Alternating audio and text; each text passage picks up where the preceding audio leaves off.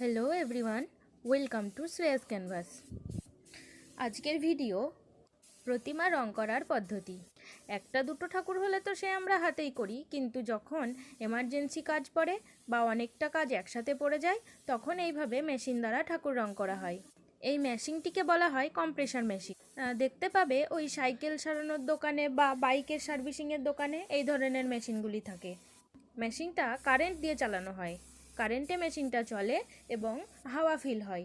এই যে পাইপটা আছে এটা মেশিনের সাথেই ফিট করা। এই পাইপের মাধ্যমে হাওয়া প্রেসার সহ বেরিয়ে আসে এবং ওই রঙটাকে হাওয়ার মাধ্যমে যেখানে দিতে ইচ্ছা হয় সেখানে স্প্রে করলেই চলে যায়। এতে সময়ের সাশ্রয় যেমন হয় তেমনই খাটনিও অনেক কমে যায়। কিন্তু হ্যাঁ, এই মেশিনের একটি খারাপ দিকও আছে। নাক মুখ ভালোভাবে ঢেকে কাজ না করলে শ্বাসনালী দিয়ে এই রং নাকে চলে যেতে পারে, তাই অস্বস্তি হতে পারে, শরীর খারাপও হতে পারে।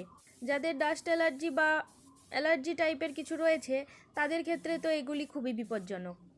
তবে যাই বলো, টেকনোলজি যতই উন্নতি হোক, রং তুলিতে রং করে শান্তি আর মনে হয় যেন ওই মেশিনে রং করে সেরকম শান্তি পাওয়া যায় না।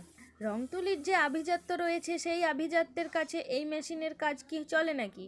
তবে হ্যাঁ, যে কোনো ছোট ছোট ডিটেলিং ফিনিশিং একদম সুন্দরভাবে মেশিনে করা হয়। এই গানগুলি অনেকগুলি মাপের পাওয়া যায়। ছোট গানগুলি শেডের কাজে ব্যবহৃত হয় আর বড় গানগুলি দিয়ে বড় রং করা হয়। আবার ঠাকুরগুলি ফিনিশ করার পর রং করার আগেও মাঝে মাঝে দেখে নিতে হয় কোথাও ফাটাচটা আছে কিনা। রং করার পর না সেগুলো একদম দেখা যায়, তাই একটু ঠিক করে নিতে হয়।